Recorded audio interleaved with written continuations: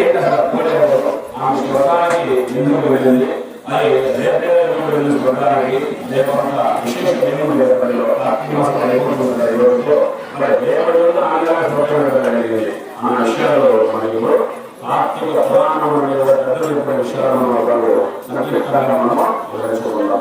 మనకి కాలంలో ఒక సుఖమైనటువంటి ఒక కుటుంబం ఉండేది. ఆ కుటుంబంలో ఒక నలుగురు కోడళ్ళు ఉండేవాళ్ళు, అత్త మామ వీళ్ళందరూ కూడా కుటుంబం కలిసి ఉండేటువంటి వాళ్ళు. కానీ ఈ యొక్క అత్తగారు ఎవరైతే ఉన్నారో ఆమె ఆధిపత్యం ఎక్కువ వ్యామోహం ఉండేది. అంటే కోడళ్ళందరూ కూడా తన కంట్రోల్లో ఉన్నారని తన చెప్తుంటే చెల్లాలని ఉంటుంది. ఇది యజమానిగా ఇది పెద్దగా సలహా చెప్పడము, ఇది నడిపించడము మంచి ఆలోచనే.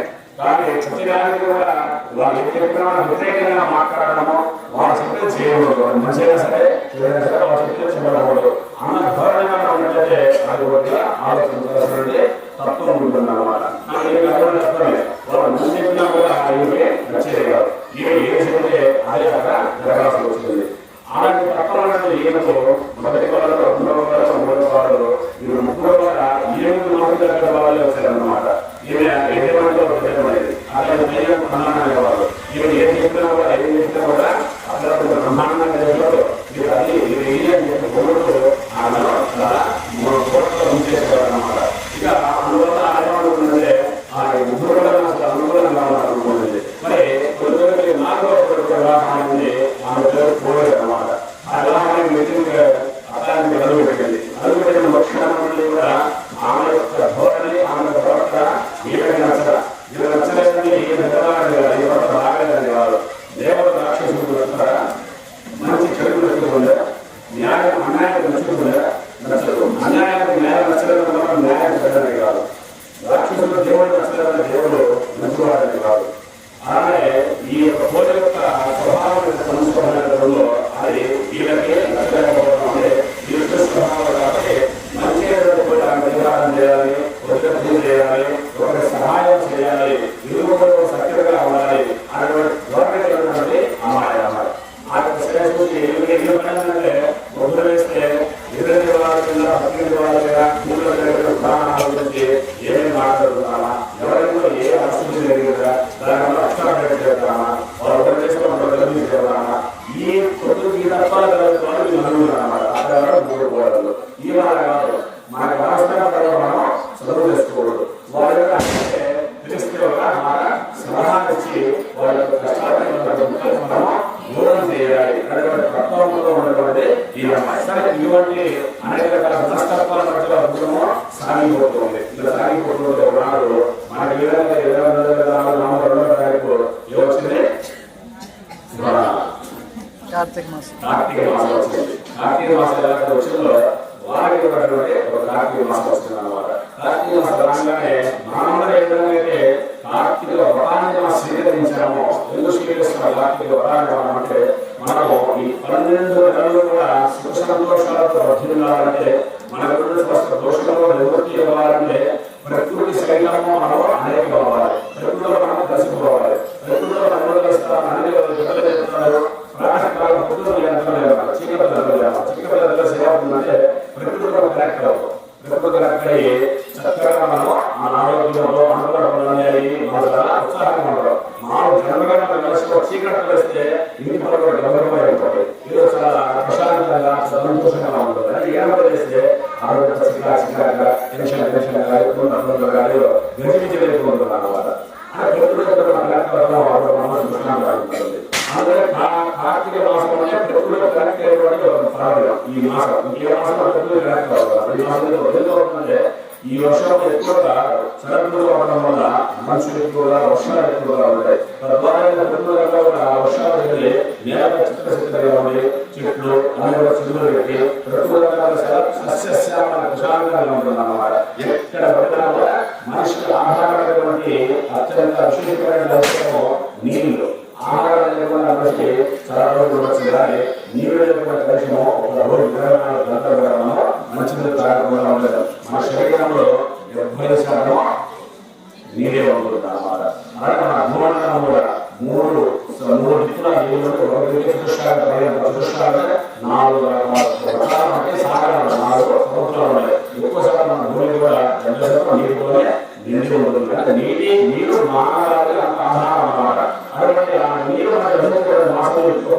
అంటే కార్తీక మాసము కనుక కార్తీక మాసంలో ఎక్కడ ఉంటుంది, ఎక్కడ నీళ్లు ఉన్నాయో అక్కడ వెళ్ళాలి వచ్చుకుంటుంది. వర్షం పడుతుంది, ఎక్కడ చిన్న కాలంలో ఎక్కడ కూడా ఉంటాయి. ప్రతి చోట కూడా గంగ మామూలుగా పడకలు కూడా ఈ 12 మాసాల్లో గంగా నీళ్ళలో ఉంటుంది. పుష్కరాలు వస్తే ఏ నది పుష్కరాలు వస్తాయో ఆ నదికి ఆమె చేరుకుంటూ ఉంటుంది. ఇలాగా కార్తీక మాసాలు అయితే ఎక్కడ నీళ్ళున్నా ఒక చెంబుడు నీళ్ళున్నా కూడా ఆ నెలలో గంగాదేవి ఆహ్వానం ఉంటుంది. ఆమె ఎక్కువగా ఉంటాడు నీళ్ళల్లో. అలాగే లక్ష్మీదేవి వైకుంఠాన్ని విడిచిపెట్టి 100 రోజులు ఆహ్వానం చేసుకుంటూ ఉంటుంది. 2 రోజులు కూడా దీపావళి నుంచి రేపు 9 కూడా లక్ష్మీదేవి విష్ణువు లక్ష్మీస్వరాన్ని విడిచిపెట్టి వైకుంఠాన్ని విడిచిపెట్టి అందరినీ విడిచిపెట్టాలి. మాత్రమే ప్రదేశాలు ఉంటుందన్నమాట. కాబట్టి అందరూ కార్తీక మాసంలో నూతనము దీపాన్ని పెట్టడం జరుగుతూ ఉంటుంది. ఇక సకల దేవతలు విశేషంగా ఉండేటువంటిది ఈ యొక్క కార్తీక మాసము. ఈ మాసంలో వచ్చేటువంటి దానము, ధర్మము, శివ అభిషేకము, నామస్మరణ, ఆలయ దర్శనాలు ఏవైతే ఉన్నాయో 10,000 అశ్వం లేదా యాగములు సమానం అవుతాయి. అదే ఒక యాగం చేస్తేనే మనకి జన్మ పుణ్యం వస్తుంది. అటువంటి 10,000 అశ్వమేధాలు చేస్తే ఎంత పుణ్యమైతే వస్తుందో అంత పుణ్యము కేవలం కార్తీక దీపంలో, కార్తీక మాసంలో, కార్తీక దీపాన్ని వెలిగించిన ఆకారమైన కాలంలో రోజులు జమ చేస్తారు. మాసం కాబట్టి ఈ మాసంలో అందరూ కూడా ఆలయాలు పురస్కరిస్తుంటారు. వాళ్ళు కూడా అలానే నిర్వహించడానికి సంసిద్ధమయ్యారు. అత్తగారు నలుగురు కోడలు కూడా.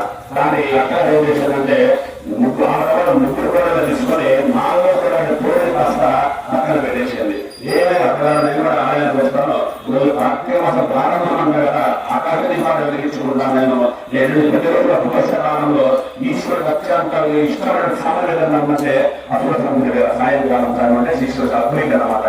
అటువంటి సమయంలో ఆలయానికి చెప్పుకొని శివదర్శనం చేసుకొని ఆ తల్లిలో ఆలయ దీపం పెట్టి ఆసేపు పంచాక్షేమంలో జపం చేసుకొని అక్కడ ఇచ్చేటువంటి తీర్థభాగాలు తీసుకొని చక్కగా ఇంటికి వస్తానమ్మా అని చెప్పి అక్కడ ఎన్నో విధాలుగా వేడుకుంది. కానీ ఈ చుట్టూ వచ్చినటువంటి అభ్యర్థులు అది నాకు అవసరం లేదు, నువ్వు ఇంట్లోనే ఉండు, అందరం ఇంట్లో పనులు ఎవరు చేస్తారు అని చెప్పేసి గట్టిగా భీషమించి ఆ అమ్మాయిని ఇంట్లో కూర్చోబెట్టి ఎప్పుడు వీళ్ళు వెళ్ళేవాళ్ళు, ఆలయానికి వెళ్ళేవారు, వచ్చేవాళ్ళు. కానీ ఇక వాళ్ళు ఆకాశ దీపం వెలిగిస్తున్నా లేదా శివుడు దర్శనం చేసుకుంటున్నా ఏం చేసుకుంటున్నా వాళ్ళ మధ్యలో ఒకే ఒక ప్రాణం ఉండేది. ఏంటి పోలి ఆ ఆవులు పెట్టిందో లేదో, ఆవులు ఒడిసిందో లేదో, వాడికి పాలు నిండిందో లేదో, నిండిన పాలు భద్రపరిచిందో లేదో, ఆయన అమ్ముకొని దాన్ని డబ్బు చేసుకుంటుందా, దూడలు వదిలిందా లేదా, దూడలు కట్టకపోతే పాలు తాగేస్తాయి, రేపు మనం కూతురు పోవాలి పోయాలంటే పాలు నాకు ఉండవు. ఈ యొక్క విషయాలైతే శివాలయానికి వచ్చాం. మనం శివుడు సన్నిధిలో ఉన్నాం, కార్తీక దీపాన్ని వెలిగించుకున్నాం, దీపం చుట్టూ రక్షణ చేద్దాం, ఆలయం రక్షణ చేద్దాం. ఒక దగ్గర కూర్చొని ప్రశాంతంగా కార్తీక పురాణం చదువుకున్నాం, లేదా పంచాక్షర పురాణం చదివే జ్ఞానం తెలుగు మనకి రాదు, చదవలేము. పంచాక్షర భవనాశిగా జపం చేసుకున్నాం, లేదా పక్కన వాళ్ళతో దైవిక సంబంధమైన విషయాల గురించి మాట్లాడదాం. ఏ కాలహస్తి గురించో, ఏ యొక్క శ్రీశైలం గురించో, లేదా నువ్వు చూసినటువంటి పుణ్యక్షేత్రాల గురించో, లేదా నేను ధర్మ సందేహాలు పూజకు సంబంధించిన విషయాలు ఏదో ఉన్నాయో వాటి గురించి చర్చిద్దాము అనే విషయాన్ని వాళ్ళు ఎన్నడూ కూడా పట్టించుకునేవాళ్ళు. ఈ విషయాలు ఎప్పుడు మాట్లాడుకునేవాళ్ళు అనమాట. సరే, ఇక్కడ ఏం చేసుకుంటే మీరు గుడికి వీళ్ళ దగ్గర నుంచి ఎప్పుడు ఏం చేశారంటే ఆమె శుద్ధంగా సాగులోకి వెళ్ళి ఆ పేరకాలన్నీ కూడా తీసుకుంటూ వేసుకుంటూ ఉండేది. అలానే చేసేటప్పుడు కూడా ఏమాలోచించేదంటే దృష్టి చేతుల్లో ప్రజలు ఇక్కడ ఉన్నా కానీ మనుషులందరూ శివాలయానికి వెళ్ళిపోయింది. ఇప్పుడు 6 గంటలైంది, అందరూ కూడా ఆలయానికి చేరుకొని ఉంటారు. 6:30 అయింది, ఇప్పుడు ఉదయం వచ్చి ఉంటారు. 6:45 అయింది, వాళ్ళకి ముందుగా శివాలయం పూజ ప్రారంభమై ఉంటుంది. 7 గంటలైంది, కార్తీక ఆకాశ దీపం పాడబెట్టి ఉంటారు. 7:10 అయింది, కార్తీక దీపాలు పూజ చేసి ఉంటారు. 7:30 అయింది, అందరికీ దుష్కర్మగా మంగళం చెప్తూ ఉంటారు. 7:40 అయింది, ప్రసాదాలు తీసుకుంటూ ఉంటారు. అని చెప్పేసి ఆ పూజని అక్కడ చేస్తున్నటువంటి పశువులకు సంబంధించినటువంటి ప్రక్రియ ఏదైతే ఉందో అది చేస్తున్నా కూడా మనకందరూ విధంగా ఆలోచించుకుంటూ ఉంటారన్నమాట. కలసాలు చేసేసి ఇదంతా కళ్యాణ్ పనుకునేది. ఇలా కాలం కలిసి 30 రోజులు గడిచిపోయినాయి. నేను ఒక్కరోజు పోలే, కనీసం శివాలను అనుకునే పెట్టరా. సరే, మొత్తం 30 రోజులు అయిపోయిన తర్వాత అమావాస్య కూడా అయిపోయిన తర్వాత 10 రోజులు అయిపోయిన రోజున మనకి రేఖల రావడంలో ఆమె కూడా ఆ రోజు మార్గశిరశుద్ధ పాఠ్యమైనటువంటి పర్వదినం వస్తుందన్నమాట. ఆనాడు పెద్దలు చెప్పారు ఏమని, మన 30 రోజులు కూడా అనివార్య కారణాల వల్ల ఆలయానికి వెళ్ళలేకపోతే వాస్తవానికి కార్తీక ప్రాణాలు ఏముందంటే అంతా బాగుంది, ఆరోగ్యం బాగుంది, వెళ్ళగలిగిన అవకాశం ఉంది, వెళ్ళగలిగిన అధికారం ఉంది కూడా ఈ 30 రోజులు కూడా ఆలయానికి శివాలయానికి దాని కలిసి ప్రాంగణం సరే లోపల ఎవరికైనా పర్వాలేదు, శివాలయ ప్రహరీ లోపల కూడా రాకుండా ఉంటే వాళ్ళు ముందు నరకంలో పడతారని చెప్పబడింది. ఎవరికి అవకాశం ఉంది, ఆరోగ్యం బాగుంది, చక్కగా ఉన్నాం, అవకాశం కూడా ఉంది. శివాలయం నిలబడ ఏ సూత్రాలు చనిపోయి వెళ్ళగలిగే అవకాశం మనకు ఉంది, వీళ్ళ అధికారం కూడా మనకు ఉంది. ఇది ఉన్నా కూడా కేవలం ఏం పోతామనేటువంటి నిరుత్సాహంతో ఎవరికి ఒక్క రోజు శివాలయ ప్రాంగణంలో సరే అడుగు పెట్టకుండా ఉంటారో వారి వారి ఆ సంస్థలో వారే ఈ యొక్క శరీరాన్ని విడిచిపెట్టారంటే వారు నేరుగా తీసుకెళ్లి ముగ్గిపాటు వేస్తారంట. ఇక ఆరోగ్యం బాగాలేక లేదంటే ఆలయ పరిస్థితుల్లో లేదంటే ఆలయానికి వచ్చి అధికారాన్ని కోల్పోతారు. పదవాళ్ళు ఇంట్లో పెద్దవాళ్ళు నిర్ణయించి ఉంటే ఒక సంవత్సరం కూడా ఆలయానికి వెళ్ళే అధికారాన్ని కోల్పోతారు. అటువంటి కోల్పోయిన వాళ్ళు ఈ రాకపోతే వాళ్ళకి ఎటువంటి ఇబ్బంది కూడా ఉండదు. అన్ని ఉండి చేయలేకపోతేనే ఇటువంటి పాపాన్ని వాళ్ళకి ప్రాధాన్యత వేస్తారు అన్నమాట. అందుకని ఈ కోరి భయపడుతుంది, నేను ఉండరు నాకు ఆరోగ్యం బాగుందని బాగున్నాయి, మనం వెళ్ళలేకపోయాలి, మరి నాకెప్పుడు ఈ కోటి కుటుంబాన్ని నష్టపోతామో ఎలాగైనా సరే ఈ పాఠ్య దీపం పెడితే పెద్దలు చెప్తారు 30 రోజులు పెట్టిన పెద్దమని దప్పుతుంది అని చెప్పేసి పిల్లలు చెప్తారు. కాబట్టి మనము ఈ ఒక్కరోజు పెడదామని చెప్పేసి 6 రోజులు కూడా అత్తగారిని ఫస్ట్ రోజు బతిలాడితే మరి 6 రోజులు బతిలాడింది. బతిలాడేటప్పటికి ఆ ఆరోగ్యంగా నిరాకరించింది అనమాట. ఈ రోజు ఇల్లు లేదు అని చెప్పేసి మళ్ళీ వాళ్ళు చేసి ఆర్థిక దీపాలు నీటిలో వెళ్ళడానికి అంటే ఉద్యాపన అంటారు. ఉద్యాపన ఉంటుంది, పూజ చేసేవాళ్ళు అనేక వినాయక పశువులు చేస్తారు. కానీ మంత్రం కూడా చెప్పాలి,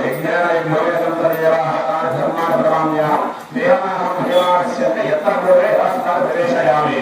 ఏ పూజ కలిసి ఉద్యాపన ఉంటుంది, తర్వాత ఆమె చేస్తారు కదా, నువ్వు వచ్చినాయన పూజ గౌరవం పండుతారా లేదా, నువ్వు వేసి అనే వాటిని పిలిచావు, నేను చూసావు పూజ చేసి అనే పని చేసింది. ఈ వాటికి వెళ్ళిపోతే అన్ని అగౌరవంగా ఉండడం అన్ని మనము అక్కడి నుంచి వెళ్ళాలన్నమాట. అక్కడ మూడు వచ్చిన భగవంతుని మనము పంపించాలి. అది ఉద్యాపన అంటారు. అలా ఉద్యాపన చెప్పేసి యథాస్థానం ప్రవేశయామి. మీరు ఎక్కడి నుండి వచ్చారు అక్కడికి వెళ్ళిపోండి. శోభనాభ్య క్షేమాభ్య నాకు సంతోషం నాకు క్షేమం కొరకు నేను మళ్ళీ ఎప్పుడే కార్తీక వ్రతాలు చేస్తే మళ్ళీ అక్కడ తిరిగి వద్దులని చెప్పేసి ఆ దీపాన్ని ఉద్యాపన చెప్పి నీళ్ళలో విడిచిపెట్టాలి. అటువంటి రోజు ఎవరికి విడిచిపెట్టాలో వారి పుణ్యాలు చేస్తారన్నమాట ఈశ్వరుడు. వెంటనే ఈ పూజ చేసేది ఈ రోజు కార్తీక దీపాన్ని వెలిగిద్దామని చెప్పేసి సముద్రానికి ఎవరు కదా వారికి మన శాస్త్రోపాయం ఏంటంటే ఈశాన్య పట్ల మనము ఏ దేశంలో పొలాల దగ్గరలో సముద్రాల దగ్గరికి వెళ్ళి వదిలేని వాళ్ళు మీ ఇంటిలోనే ఒక ఈశాన్య పట్ల చక్కని మల్యాన్ని కానీ ఒళ్ళు కానీ పెట్టుకొని దాని పూలతో అలంకరింపజేసి దాంట్లో మీ కుటుంబ సభ్యులు అందరి చేత కూడా దీపాలుగా వెలిగించి దాన్ని వదిలినట్లయితే వారికి కూడా కోరికి ఎంతటి అదృష్టం కట్టిందో అంతటి అదృష్టం వారికి పడుతుంది. మనము ఇద్దరు కూడా మనం వచ్చాము, ఎప్పుడు వచ్చారు మన పిల్లలు వచ్చారు, లేదా అప్పుడప్పుడు ఈ యొక్క సత్యరాలు గంధరాలు మనం వస్తున్నాం. వాళ్ళందరికీ కూడా ఎక్కడి నాయకులు కొంతమంది మనం ముందు ఉండొచ్చు. వాళ్ళందరికీ కూడా పెద్ద మతాలు ఏం చేయాలంటే ప్రతిరోజు అందరూ కూడా తీసుకుని ఫ్యామిలీ వెళ్ళి ఏదైనా పాడేటువంటి విధంగా వెళ్తే మంచిది. లేదా ఎవరైనా పరిస్థితి ఉంటే ఇంట్లో ఈశాన్య ఒక ప్లేట్ పెట్టి దాంట్లో స్వచ్ఛమైన నీళ్ళు, తొట్టులో నీళ్ళు, డెకరేషన్ నీళ్ళు వెళ్ళకూడదు.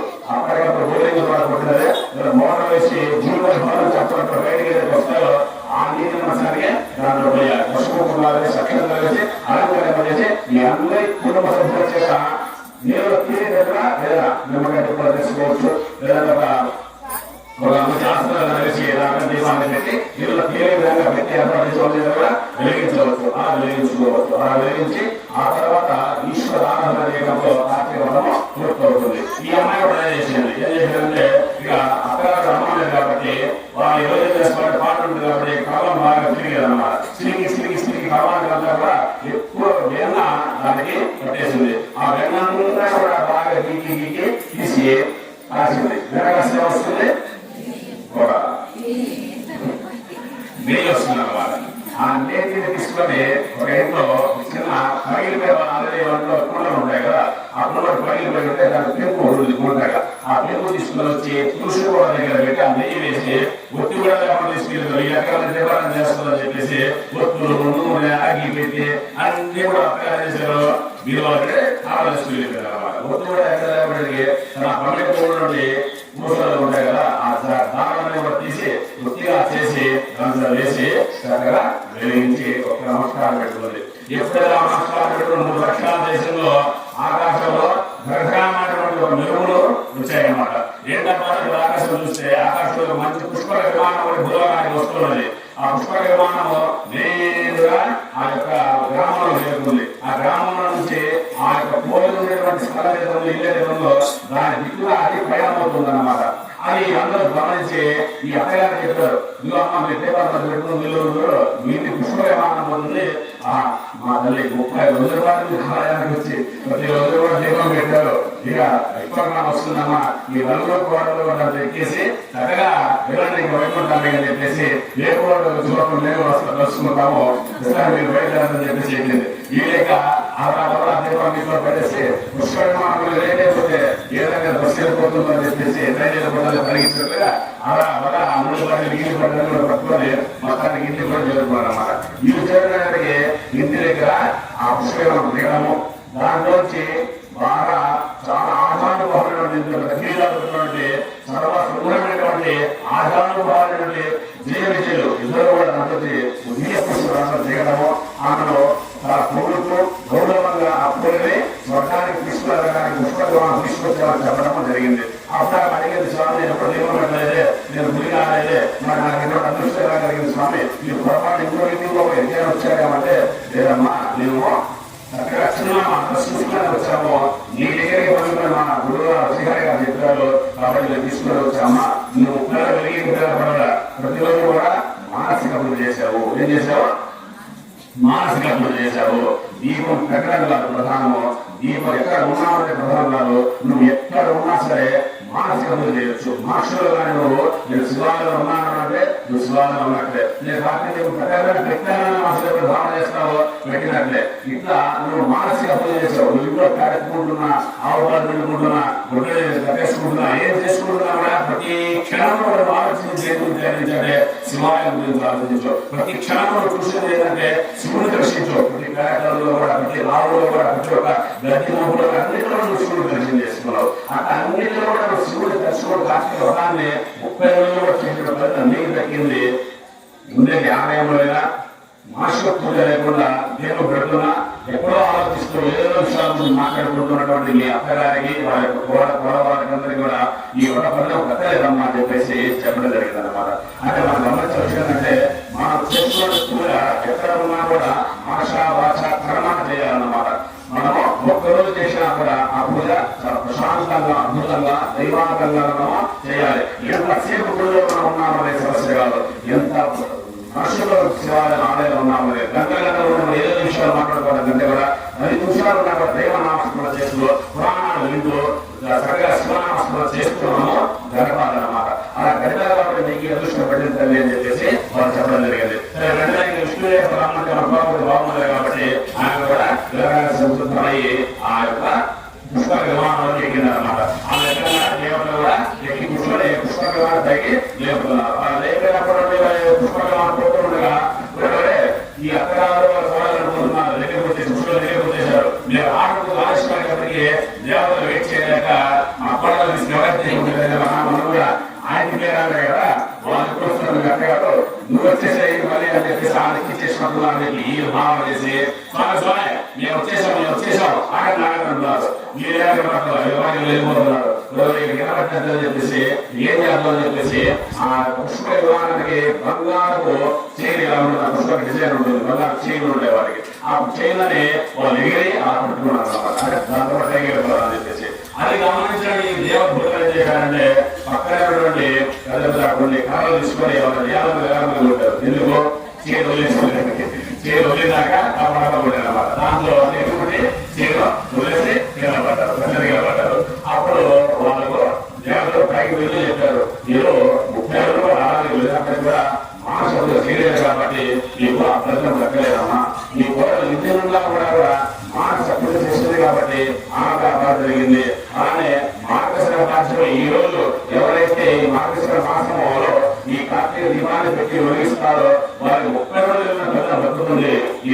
విషయాన్ని మీకు కూడా తెలుసుకోండి, చక్కగా ఆశ్చర్యపడేసారు కదా ఈ యొక్క కలిగింది అని చెప్పేసి వాళ్ళు చెప్పి అక్కడ నుండి వెళ్ళిపోయారు. ఆ క్షణం నుండి అత్తగారు కూడా తెలుసుకున్నారు. మనము ప్రతిరోజు కూడా దీపం వెలిగించడంలో ఆంతర్గత ఉందా, ఏ ప్రయోజనాలు వెలిగించి ఎంత పెద్ద వస్తువులో తెలుసుకొని వాళ్ళు కూడా సంవత్సరం నుండి చాలా చక్కగా భక్తిపూర్వకంగా దీపాలు వెలిగించుకుంటూ 3 సంవత్సరాలు గల వాళ్ళు కూడా శివానుగ్రహానికి ప్రాప్తులయ్యి వాళ్ళకు ఆయుర్దాయం తర్వాత మోక్షాన్ని పొందడము జరిగిందన్నమాట. ఇంతలో ఓ శ్రద్ధానికి కళ పరిసమాప్త.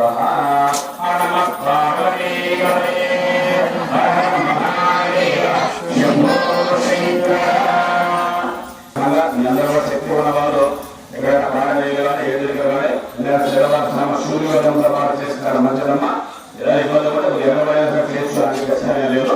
బ్రహ్మముఖం చేసి ఉపలబ్ధం ఉంటుంది, సూర్య ఉదయం అయిన తర్వాత చేస్తే ఉపలబ్ధం ఉంటుంది. కొద్దిగా ఎప్పుడైనా చేసుకోవాలి, వాళ్ళ ఆలోచించిన బట్టి వాళ్ళకి విష్ణుపడడం కూడా చేయండి. అదే మరి 3 గంటలో 2 గంటలో 5 దగ్గరికి వెళ్ళి ఇబ్బంది పడవద్దమ్మా.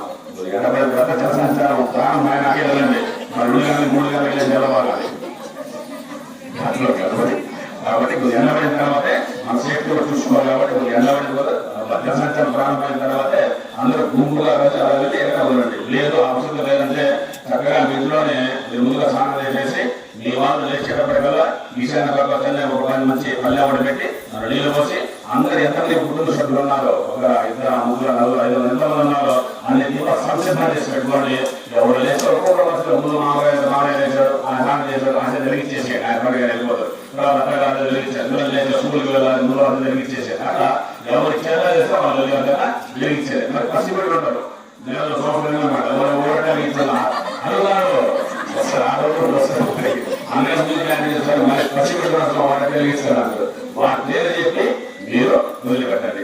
లేదు ఏదైనా ఉద్యోగం చెప్పబెట్టి ఉంటారు, ఏదైనా ఉద్యోగం చెప్పబెట్టి ఉంటారు అన్నమాట. మరి ఆయన అబ్బాయి కదా అంటే వాళ్ళు ఎవరు లేకపోయినా మీ గురించి ఎక్కడ ఉన్నారో అందరూ వెళ్ళి ఇన్ని ఇలాగా మీరు చక్కగా వదిలిపెట్టవచ్చు అనమాట. అది వెళ్ళేసినాక ఎంత ఏం చేస్తారంటే మళ్ళీ 9 గంటల వల్ల మళ్ళీ ఆలయ శివాలను చెప్పుకోండి. రేపటి రోజున మనకు ధ్వజస్తంభానికి అమ్మవారి స్వామి చేసాం, ఎంతో మంది దేవతలు అందరూ కూడా పూజ చేశాము. ఈ పూజలన్నీ కూడా చేసుకోవడానికి మనకి అధికారాన్ని ఇచ్చి ఆత్మీయ దీపాన్ని వెలిగించుకోవడానికి అధికారం ఇచ్చినటువంటి అద్భుతమైనటువంటి స్థానం తెలుస్తున్నాము అన్నమాట. మనకి ధ్వజస్తంభం లేకపోతే మనకు పెట్టేటువంటి దీపము దీపమే అవుతుంది, ఆత్మీయ దీపం కాదు. ఏదైనా గుడిలో పెడితే అది కేవలం దీపమే అవుతుంది అన్నమాట. ఎక్కడైతే ధ్వజస్తంభం ఉంటుందో అక్కడ కార్తీక మాసంలో దీపం పెడితే అది కార్తీక దీపం అవుతుంది, కార్తీక పట్టణం వస్తుంది. ధ్వజస్తంభం అంటే ఈ ఆలయంగా కూడా పుణ్యస్థానం. మన మనిషి భూమి ఎంత ప్రధానమో ఆలయ ధ్వజస్తంభం అంత ప్రధానము. ఈ యొక్క కార్తీక దీపాన్ని మామూలు దీపాన్ని మనకి కార్తీక దీపంగా మనిషిటువంటి రాజు గుజరాజు. కాబట్టి ఆయన స్వామి 30 రోజులు మన దేవుడు ఉండడానికి అవసరం లేకుండా మా అందుబాటులోనే మా గ్రామంలోనే నువ్వు నిలబడి మా కార్తీక దీపాన్ని పెట్టుకునేటువంటి అదృష్టాన్ని విశ్వభారని మాకు కలుగుతారు స్వామి అని చెప్పేసి పురాతన భావంతో ఈ 30 రోజుల దీపాలు అందరూ కూడా వచ్చి అదృష్టానికి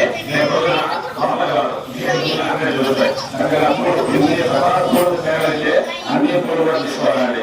ఎన్ని వస్తువుల స్వామి కట్టీలు అన్ని కూడా ఘనంగా దూరం వేస్తారు. స్వామి దృష్టి మనకి చక్కగా దూరం వేస్తారు, పుష్పాలతో పూజ చేస్తారు.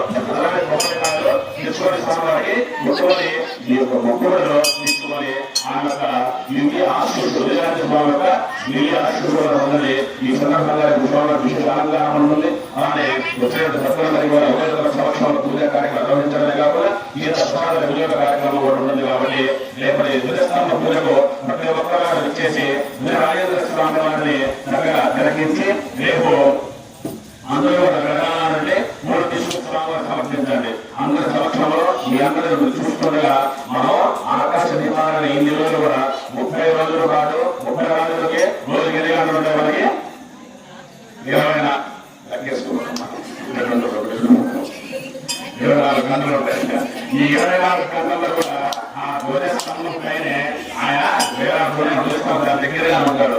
కేవలం సాయంత్రం చేసినప్పుడు ఇంచుమించుగా ఒక 15 నిమిషాలు అంటే 24 గంటలు 15 నిమిషాల సమయాన్ని గుడికి చేరుకుంటాడు. మిగతా అంతా కూడా ధ్వజస్తంభం ఆకాశంలో చేసుకునే ఉంటాడు 30 రోజులు కూడా.